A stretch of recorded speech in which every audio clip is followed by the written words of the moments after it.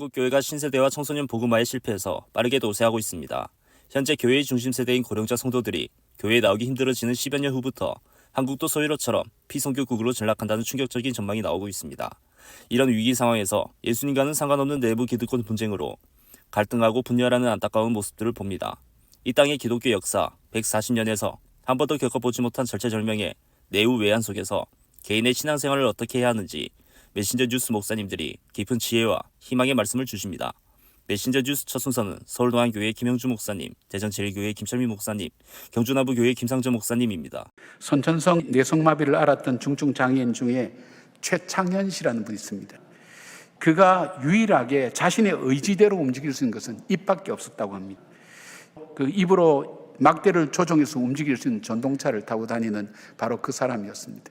이분이 IMF가 터지면서 수많은 사람이 자기 스스로 생명을 끊는다는 그 얘기를 듣고 용기를 주었으면 좋겠다는 생각 가지고 전 세계를 종단하기로 그렇게 결단하게 됩니다.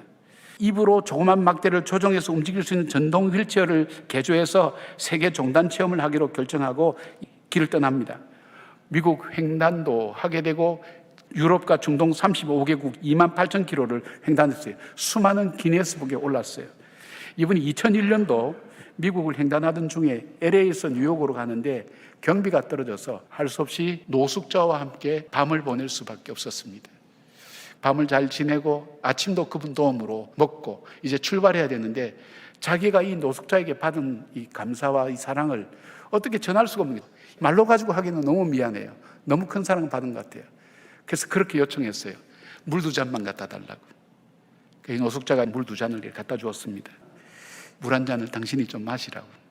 노숙자가 이유도 모르지만 그냥 물을 마셨어요. 선생님, 지금 물잔이 두 있는데 하나는 비어 있고 하나는 물이 차 있습니다. 제 물은 차 있고 선생님 물은 비어져 있습니다. 선생님은 자기가 원할 때 물을 마실 수 있죠. 누군가가 나에게 이 물을 먹여주지 않으면 저는 죽습니다. 내가 내 손을 마음대로 움직일 수 있다는 것, 그것만 해도 선생님은 가진 것이 많은 분입니다. 낙심하지 말고 절망하지 말고 열심히 사시길 바랍니다. 함께 깊은 봉을 하면서 노숙자가 울면서 삶을 다시 살았다는 이야기가 전해지고 있습니다. 어떤 분 시가 있더라고요. 들풀한테 인생이 무엇이냐 물어봤더니 흔들리면서 가는 것이 인생이다. 내가 시냇물한테 인생이 뭐냐 물어봤더니 흘러가는 것이 인생이다. 만약에 우리가 예수님께 주님 인생이 무엇입니까? 그래 물어본다면 내가 곧 길이요 진리요 생명이니 나로 말미암지 않고는 아버지께로 올 자가 없느니라 하신 그 주님의 말씀처럼 주님이 열어가시는 길을 말씀 붙들고 굳건하게 걸어가서 무너지지 않는 인생, 무너지지 않는 신앙인 되기를 주의 이름으로 축복합니다. 마가복음 9장 38절에서 41절까지의 말씀. 요한이 예수께 여짜오되 선생님, 우리를 따르지 않는 어떤 자가 주의 이름으로 귀신을 내쫓는 것을 우리가 보고 우리를 따르지 아니함으로 금하였나이다. 예수께서 이르시되 금하지 말라. 우리를 반대하지 않는 자는 우리를 위하는 자니라. 우리가 읽은 이 말씀을 대하면서 저는 문득 이런 질문이 생각이 났어요. 10년 후에 우리 교회는 어떻게 될 건가? 10년 후에는 어떻게 될 것 같아요? 잘 생각이 잘 안 되잖아요. 그렇죠? 네, 잘 안 됩니다. 근데 오늘 이 본문 말씀을 한번 보시기를 바랍니다. 요한이라는 사도가 굉장히 기특하고 대견하지 않습니까? 왜요? 예수님의 이름을 사칭해서 귀신을 쫓아내는 놈이 하나 있었어요. 그래서 우리가 가서 그 놈을 제지했습니다. 그러니까 요한이라는 사도가 예수님의 이름을 보호할 뿐만 아니라 자기들의 서클 안에 무단 침입하는 것을 막고 그리고 자기의 공동체를 든든히 지킨 사람처럼 보인다고 하는 거죠. 그런데 예수님의 반응은 그렇지 않다는 거예요. 오히려 뭐라고 말씀하세요? 39절에 보시면 금하지 마라 이렇게 말씀하시는 거예요. 요한이 듣고 어떤 생각을 가졌을까요? 자존심도 상하고 뭐 이런 거죠. 예수님이 그걸 깨뚫고 보고 계신 거죠. 너 지금 굉장히 이 공동체를 위해서 하는 것 같지만 너는 그렇지 않은 부분이 있어. 예수께서 금하지 마라 이렇게 하신 겁니다. 우리가 살펴봐야 돼요. 문제가 어디 있을까요? 여기 보시면 우리라는 말을 많이 쓰고 있는 걸 봐요. 38절을 보십시오. 요한이 예수께 여짜오되 선생님, 우리를 따르지 않는 어떤 자가 주의 이름으로 귀신을 내쫓는 것을 우리가 보고 우리를 따르지 아니함으로 금하였나이다. 예, 여기 지금 요한은 뭘 강조하죠? 우리라고 하는 자기들의 내부 서클, 그 서클 안에 들어있는 우리라고 하는 공동체를 계속 3번이나 계속 얘기하고 있는 모습을 보는 거예요. 우리의 규칙에, 그죠? 우리의 통상적인 범주 안에 이 사람 들어오지 않는 사람입니다. 네. 우리하고는 결이 다른 사람입니다. 그래서 나타난 게 뭐죠? 우리가 행하고 있는 것들은 예수님으로부터 정통성을 부여받았기 때문에 다른 이들이 함부로 들어와서는 안 됩니다. 이런 생각들이 그 이면에 딱 도사리고 있는 거죠. 근데 예수님은 우리 자꾸 이렇게 요한이 얘기할 때 예수님 뭐라고 말씀하세요? 우리를 반대하지 않는 자는 우리를 위하는 자니라 그랬어요. 예수님은 지금 우리라고 하는 공동체로 이렇게 틀어져 있는 이 부분을 예수님은 당신에게로 끌어모으고 계신 모습을 보는 거예요. 첫날 만나를 예배를 드리고 해도 이 예수님의 마음하고는 딴판이죠. 그거는 이 제자들에게만 문제가 되는 게 아니라 오늘날을 살아가는 저 같은 사람에게도 예외 없이 적용되는 거죠. 열심히 봉사하고 기도하고, 그런데 생각은 예수님하고 결이 달라요. 이 요한처럼. 여러분 성경을 한번 쭉 생각해 보시겠습니까? 진짜 문제는 어디 있습니까? 지금 예수님은 이 모든 것에서 지금 딱 하나의 목표 가지고 계신데 그게 뭐죠? 예수님, 당신 자신이었죠. 이걸 자꾸 놓쳐버리는 거죠. 이거를 인생이 자꾸 놓쳐버립니다. 우리가 수평적으로 우리끼리 연합하고 으쌰으쌰 하면 된다. 근데 치명적인 문제가 되는 건 뭐죠? 어떤 주석학자는요, 여기에서 말하는 우리라고 할 때는 그건 제자들의 공동체만을 의미한다. 이렇게까지 명시적으로 써놨어요. 요한 사도는요, 우리가 12명 이렇게 똘똘똘똘 잘 뭉쳐서 우리의 공동체를 잘 지키고 수호하고 지켜나가면, 그러면 하나님도 기뻐하실 거야, 이렇게 생각한 거예요. 우리끼리 순수하게 그런 사람들이 모인 곳이요, 교단이 2개가 됐다가 몇 개가 됐다가 지금도 계속 분열 중이라 그래요. 예수님이 머리가 되셔서 그분에게로 가까이 가야 되는데 하나님을 섬긴다는 이름으로 자기를 섬긴 거죠. 자기 감정을 섬기고 자기의 정의감을 섬긴 거죠. 결과는 뼈아픈 그런 균열, 파괴, 붕괴였어요. 여러분 기억하십시오. 성경에 나오는 제자들의 생각이나 지금 저와 여러분들이 가지고 있는 생각이 별 다른 것이 없습니다. 사람은 누구나 대우를 받고 싶어 합니다. 그래서 이런 인간 심리를 최대한 이용하여서 기업은 마케팅 전략을 짜게 되는 것입니다. 그래서 모든 기업은 서비스 경쟁입니다. 좋은 백화점에 한번 가보십시오. 물건 하나 사지 않아도 들어가고 나갈 때 인사 많이 받잖아요. 이런 문화에 익숙해지다 보니까 교회에서까지 서비스를 받아야 된다고 사람들이 생각하는 거예요. 하나님을 섬기고 예배를 섬기는 일에 집중해야 할 텐데 나에게 얼마나 관심을 기울이는가, 이 사람들이 나에게 얼마나 대우해 주는가 생각하는 거예요. 자신을 돌아보시기를 간절히 바랍니다. 죽음을 준비하시는 우리 예수님의 생각과 은 30냥을 손에 쥐고 빠져나갈 국리를 생각하고 있는 가룟 유다와 왕이 되시면 좋은 자리 차지하려고 하는 11 제자의 생각 등 전혀 다른 생각에 이 순간 우리 예수님께서 만찬을 드실 수가 있겠습니까? 빵이 넘어가겠습니까? 포도주가 넘어가겠습니까? 내가 죽은 이후에 이들이 신앙생활을 제대로 이해하고 있는 것일까? 예수님의 제자로 살아간다고 하는 것이 과연 무엇인지 이들이 바로 이해하고 있는 것인가? 그래서 마지막 식탁의 자리에서 기독교의 본질을 가르쳐 주려고 하셨습니다. 섬김의 원리를 가르치십니다. 저녁 잡수시던 자리에서 일어나 겉옷을 벗고 수건을 가져다가 허리에 두르시고 이에 대에 물을 떠서 제자들의 발을 씻으시고 그 두르신 수건으로 닦기를 시작하여, 우리 주님의 가르침을 한마디로 이야기하면 이 섬김이라고 하는 것입니다. 누가 누구를 섬기는 겁니까? 누가 누구의 발을 씻기시는 것입니까? 스승이 제자의 발을 씻기십니다. 높은 자리에 있는 사람이 낮은 자리에 있는 사람의 발을 씻기시는 겁니다. 많이 배운 사람이 적게 배운 사람의 발을 씻기고, 많이 가진 사람이 적게 가진 사람의 발을 씻기는 것, 그것이 우리 주님의 가르침입니다. 내 권리가 있습니다.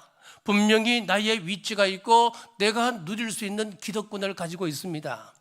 그러나 그것을 포기하고 종이 되어 내려가서 발을 씻기는 것, 이것이 바로 우리 주님의 섬김의 원리라고 하는 것입니다. 정치를 비롯한 세상의 질서도 미국에서 이스라엘까지 전 세계가 동시에 질서가 대붕괴되고 있습니다. 이런 시대일수록 참된 신앙인은 오히려 담대해지고 용기를 가질 수 있다고 합니다. 이 시대보다 더 절망적인 세상을 주님의 도우심으로 이겨낸 노아, 아브라함, 다윗, 바울 같은 승리자들을 성경과 기도 속에서 만나기 때문입니다. 메신저 뉴스 두 번째는 부산해안교회 조성일 목사님, 광주양림교회 김현준 목사님, 울산호계교회 김병무 목사님을 연결합니다. 성 프란체스코를 여러분 아시죠? 이 프란체스코가 기록을 하는 사람을 불러가지고 내가 참된 기쁨이 뭔지 말할 테니까 기록하십시오. 교수들, 그리고 고위 성직자들, 그리고 왕들이 우리 수도회에 들어왔다고 소식을 전할 때 그때 그것이 참된 기쁨이 되지 않는다고 기록하십시오. 그리고 내가 놀라운 어떤 기적을 행하는 그 은사를 하나님이 나한테 주셨다라고 하는 그런 소식을 전한다 할지라도 그게 참된 기쁨이 아니라고 기록하십시오. 그러면 참된 기쁨이 뭡니까? 하고 묻죠. 그러자 프란체스코가 이렇게 말합니다. 그때는 아주 한겨울 추운 겨울이고, 그리고 길은 진흙길이고, 그래서 내가 입은 옷에 얼어서 고드름이 되고 내 다리를 쳐가지고 상처가 나고 피가 흘러내립니다. 밤에 여기에 도착했습니다. 이제 문을 두드립니다. 형제 하나가 나와서 누굽니까? 라고 묻지요. 나는 프란체스코입니다. 라고 대답을 합니다. 그럴 때 그는 썩 물러가거라, 그렇게 얘기를 합니다. 그래서 또 애걸 합니다. 오늘 밤만이라도 나를 좀 받아주십시오. 그랬더니 그 사람이 하는 얘기가, 딴 데 가서 알아보시오. 당신 같은 사람은 받아줄 수 없어 하고 그렇게 쫓아냅니다. 이러한 경우 만약 내가 인내를 가지고 마음의 평정을 잃지 않는다면 바로 여기에 참된 기쁨이 있습니다. 여러분이 하고자 하는 일들이 잘 되고 성공하고 건강할 때 하나님을 향해 있지 않더라도 기쁠 거 아닙니까? 그러나 내가 완전히 멸시받고 무시받을 때 기쁠 수 있는 것은 내가 오롯이 예수 그리스도를 향하지 아니하면 기쁠 수 없는 일이라는 거예요. 참된 기쁨은 환경에서 오는 것이 아니라 방향에서 오는 것입니다. 예수님은 지금 우리에게 방향을 바꾸라고 얘기하는 거예요. 회개하라라고 하는 것도 역시 방향을 바꾸라는 거죠. 세상을 따라가지 말고 예수님 따라가라고, 방향을 바꾸라고 말씀하시는 겁니다. 요즘 제가 기도에 관한 설교를 자주 하고 있습니다. 기도가 절실히 필요한 시기를 우리가 살아가고 있기 때문에 그래요. 여러분, 기도에 열심을 내야 될 때가 있어요. 하나님이 우리가 기도하기를 원하실 때가 있어요. 그때는 기도해야 됩니다. 기도해야 돼요. 사랑하는 성도 여러분, 어렵고 힘든 일이 찾아왔을 때 맞서 싸워서 그것을 이겨내려고만 할 것이 아니라 위기 상황을 피해 피난처로 날아가는 비둘기처럼 고난을 피해 피난처인 광야로 찾아갈 줄도 알아야 합니다. 광야는 남들에게 말할 수 없는 비밀을 하나님께 꺼내놓는 곳이고 내 속에 담아둔 이야기를 하나님 앞에 내어놓는 곳이 바로 광야입니다. 다윗은 경험했어요. 양칠 때 광야에서 나를 지켜주신 하나님을 만났고요. 거기서 하나님 앞에 감사 찬송하며 예배하면서 믿음이 자라났어요. 그러니까 다윗이 또 난리가 나니까 어디로 피하냐? 기도의 장소인 광야로 가는 거예요. 그렇다면 여러분의 광야는 어디입니까? 저는 아침형 인간입니다. 어렸을 때부터 새벽 기도에 어머니 따라다녔고요. 새벽에 기도하면서 나를 도와주시는 하나님의 손길을 참 많이 경험했습니다. 새벽 기도에는 제 믿음이 시작되고 믿음이 자라나고 제 믿음의 피난처가 되는 광야예요. 그런데 요즘 또 다른 광야를 하나 제가 찾았습니다. 광야. 바로 중보기도실입니다. 지금 중보기도 훈련생들이 매주 1시간씩 시간을 정해놓고 중보기도실에서 기도하고 있습니다. 제 계획은요, 앞으로 우리 광주 양림교회 성도들이 이 중보기도실에서 365일 24시간 내내 그 자리에 누군가 1시간씩 들어가서 기도하는 이 기도를 365일 내내 이빨 빠지지 않고 꽉 채워서 이 양림교회 중보기도실이 돌아가는 것이 제 계획입니다. 그러려면 일주일에 1시간씩 기도하는 사람이 168명이 필요해요. 근데 지금 54명밖에 안 돼요. 앞으로 168명이 1시간도 빼놓지 않고 기도하는 교회가 될 거예요. 2년 정도 지나면 그렇게 됩니다. 제가 좀 욕심을 냈어요. 내가 매일 들어간다. 저에게는 이 중보기도시 제가 새롭게 발견한 광야, 하나님 앞에 기도하는 기도의 장소입니다. 그렇다면 여러분들은 여러분의 광야가 어디예요?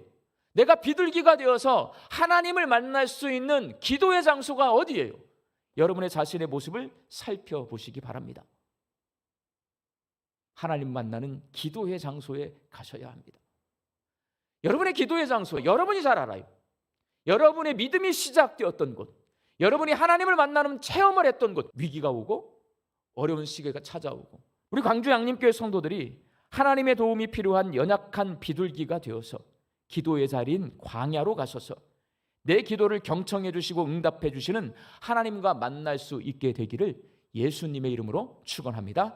우리의 인생길에서 영적인 하나님과의 관계의 안테나가 부러졌기 때문에 하나님은 끊임없이 우리에게 말씀하시는데 분주함으로 바쁨으로 시끄러움으로 하나님의 음성을 듣지 못하는 우리의 모습일 수 있다. 이 생각을 할 수 있어야 된다. 하나님이 얼마나 우리가 답답하면은 얼마나 분주하고 바쁘게 살면 인생 광야로 보내겠습니까? 예? 아프게 하고 물질이 어려움 주고 힘들게 하고 왜 그러겠습니까? 하나님께서는 우리를 광야의 홀로 만들어 주신 거예요. 너 나하고 대화 좀 하자. 이야기 좀 하자인 거예요. 아브라함은 하나님이 원하시는 길인 가나안에 들어갔다가 가뭄을 만나게 되죠. 아브라함은 가뭄을 견디지 못하고 하나님이 지시하지 않는 땅 애굽으로 가버리죠. 먹고 살기 위해서. 우리도 흔히들 그럴 수도 있잖아요. 하나님 예수 믿고 교회 다녀야 되지만 내 입이 석자인데 내 코가 석자인데 내 먹고 살기 위해서 주의를 어겼습니다. 근데 애굽으로 갔다가 어떻게 됩니까? 사라를 바로에게 빼앗길 뻔했고 부끄러움 당하고 가나안으로 다시 돌아올 수밖에 없었던 것입니다. 요나는 하나님이 원하시는 니느웨 대신에 자기가 원하는 다시스로 가고자 했지만 폭풍을 만나게 되고 바다에 던져지게 되고 결국 거기에서 하나님을 만나서 다시 돌이키게 되는 것을 볼 수가 있습니다. 우리가 원치 않는 비록 광야 길일지라도 말씀에 순종하기로 결단하는 저와 여러분 되시기 바랍니다. 사탄의 시험을 받는 것 여러분 기도하는 사람에게는 아무것도 아니에요. 예상치 못하게 인생 광야길을 걷게 된 것도 기도하는 사람에게는 아무것도 아닐 뿐만 아니라 오히려 하나님을 깊이 만나는 기회임을 믿고 여러분 또 기도하고 또 기도하시기 바랍니다. 에레미야서 29장 12절 13절 너희가 내게 부르짖으며 내게 와서 기도하면 내가 너희들의 기도를 들을 것이요 너희가 온 마음으로 나를 구하면 나를 찾을 것이요 나를 만나리라. 아멘. 지금도 우리 인생 광야길은 계속 이어지고 있습니다. 나는 가기 싫더라도 하나님은 강권적으로 나를 광야로 몰아내실 때가 있습니다. 우리가 어떻게 돌파하고 이겨낼 수가 있겠습니까? 첫 번째로 하나님이 주시는 연단의 과정임을 받아들여야 되는 거예요. 왜? 사탄의 시험을 받는 광야인데 어떻게 이겨낼 수 있다고요? 기도로 이겨내야 돼요. 사탄의 시험을 받는 인생 광야길에서 하나님은 이제 나만 바라보라는 거예요. 나에게 간절히 부르짖고 온 마음으로 하나님을 구하라는 거예요. 그러면 하나님 만나주시고 응답해 주시겠다는 거예요. 그렇기 때문에 여러분, 사람과 환경의 모든 것을 다 제껴버리고 하나님과 홀로 만나는 하나님과 대화하시기 바랍니다. 기도하시기 바랍니다. 신전 뉴스 마무리는 남양 주편회동화교회 나강희 목사님, 고양 삼성교회 김영수 목사님, 부산 진교회 신충 목사님으로 이어집니다. 세상이 힘들어질수록 신앙 공동체가 더 돋보이고 더 유익해지는 원리를 가르쳐 주십니다. 미국 사람들에게 자신들의 역사에서 가장 놀랍고 슬픈 사건이 무엇이었는지 물으면 9.11 테러 사건을 듭니다. 반면 미국 사람들에게 가장 기쁜 날 중 하나는 1980년 2월 22일이라고 합니다. 뉴욕 레이크 플래시드 동계올림픽 아이스하키 종목에서 미국이 소련을 이긴 사건입니다. 당시 소련팀은 세계 최강의 아이스하키 팀이었고 올림픽 5연패에 또 미국과의 상대 전적은 27승 1무 1패로 압도적인 차이를 보이고 있었습니다. 하지만 그 누구도 예상 못한 기적이 일어났어요. 미국이 4대3으로 소련을 이긴 것입니다. 여러분은 기적을 믿으시나요? 이렇게 울부짖던 아나운서의 목소리는 미국인들에게 잊혀지지 않는 감격적인 장면으로 기억된다고 합니다. 자, 그런데 여러분, 2001년 9월 11일과 1980년 2월 22일 극적으로 대비되는 두 날, 소름 돋는 공통점이 있다고 합니다. 그것은 자살한 인원수가 가장 적은 날이었다는 거예요.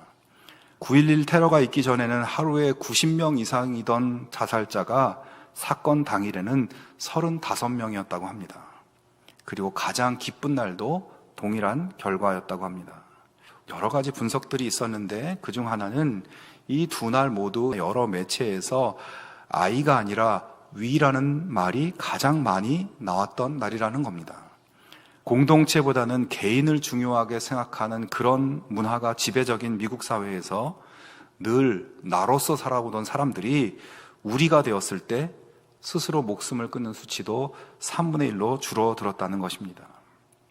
그러고 보면 우리를 위해 살던 우리나라 사람들이 요즘 점점 개인주의화되고 홀로 남겨지고 고립되는 일이 많으면서 자살률도 같이 올라간 것이 아닌가 생각이 듭니다. 요즘 살아가기가 힘들다는 말을 많이 듣습니다. 하지만 이런 상황 속에서 결국 나를 살게 해주는 것은 여기 모인 우리라는 믿음의 공동체에 있다는 것을 기억할 수 있기 바랍니다. 우리 모두의 하나의 공통분모는 바로 예수님을 믿는 믿음입니다. 예수님께 대한 이 믿음을 우리가 서로 확인하고 함께 다져나갈 때 우리는 하나가 되고 서로를 일으켜 세워줄 수 있게 되는 것입니다. 지난 11일 평생 김밥을 팔다가 생을 마치신 할머니의 이야기가 장안의 화제거리가 되었습니다. 향년 95세. 이 할머니를 어머니라고 부르는 사람들이 무려 11명이나 됩니다. 할머니께서 자식처럼 거두고 돌보던 지적 장애인들이었습니다. 할머니는 집안이 아주 어려워서 11살 무렵 2년도 다니지 못했던 학교를 그만두시고 서울역 앞에서 구걸하다시피 하면서 김밥 장사를 하셨습니다. 김밥을 팔아 돈이 얼마가 모일 때마다 전부 어려운 이웃을 위해서 기부해 오셨습니다. 평생 이렇게 살아오시면서 기부하신 돈이 7억이 훌쩍 넘습니다. 거주하던 집 보증금 5천만 원까지도 마지막으로 다 기부하고 세상을 떠나셨습니다. 집안도 변변찮고 배운 것도 가진 것도 없어서 결혼을 했지만 아이를 낳지 못한다는 이유 때문에 이혼을 당하셨습니다. 이후에 이렇게 홀로 사셨지만 오히려 자신의 아픔을 승화시켜서 또 다른 사람들과 더 큰 행복을 이루고 평생을 사시다가 생을 마치셨습니다. 돈이 없어 학업을 중단한 아이들에게 자신의 어린 시절을 떠올리면서 장학금 3억 원을 흔쾌히 내놓으셨습니다. 장애인을 위한 시설 건립을 위해서 3억 원을 내놓으셨습니다. 이런 일이 세상에 알려져서 2021년도 KBS에서도 소개가 되었고 마침내 청와대에 초청을 받게 되셨습니다. KBS 인터뷰에서 이렇게 말씀하셨습니다. 제가 너무 고생을 많이 했어요. 어려서부터요. 이 세상에 나 같은 처지의 사람이 어디 하나둘이겠습니까? 제가 조금이라도 돈을 주면 그 사람들이 얼마나 좋아할까요? 그래서 기부했습니다. 저는 아무것도 없어도 지금 참 행복합니다. 같이 먹고 같이 쓰니 얼마나 좋아요.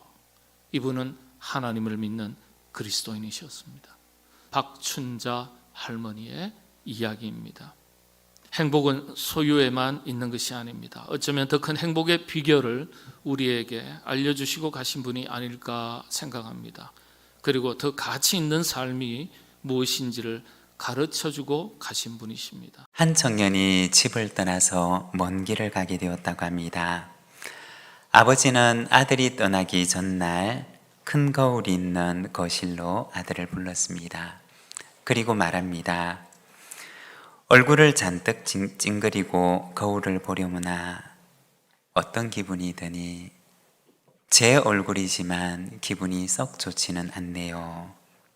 그러면 거울에 비친 내 모습을 웃게 하려면 어떻게 해야 되겠니? 그야 제가 웃으면 되지요. 그러자 아버지가 아들을 보고 활짝 웃으면서 말하더랍니다. 얘야, 사람을 상대할 때는 거울을 보고 있다고 생각을 하려무나 거울은 스스로 웃을 수가 없단다. 상대방도 그냥 웃는 법이 없으니 상대방을 웃게 하려면 내가 먼저 미소를 지어야 한단다. 어떤 불친절한 사람에게도 미소를 지을 수가 있다면 너는 반드시 성공할 수가 있을 거야. 부모를 떠나서 먼 길을 떠나는 아들에게 주었던 어느 아버지의 말입니다. 내가 웃지 않으면 거울이 스스로 웃을 수가 없고 내가 미소를 짓게 되면 거울도 따라서 함께 미소를 짓게 되는 것처럼 내가 누군가를 향해서 먼저 미소를 지으면 그 미소가 다시 나를 향하여서 돌아오게 될 것입니다. 내가 먼저 미소를 짓고 또 누군가도 함께 미소를 지으면서 오늘 우리가 있는 이곳에 사랑과 환대의 미소로 가득한 곳을 만들어가는 믿음의 공동체가 되기를 소망합니다. 목사님들의 말씀 전체를 들으실 수 있도록 전부 링크해 두었습니다. 아직 메신저 뉴스 구독을 누르지 않은 시청자님이 계시면 지금 구독과 좋아요, 알림 설정까지 부탁드립니다. 다음 주까지 안녕히 계십시오. 메신저 뉴스 김석규입니다.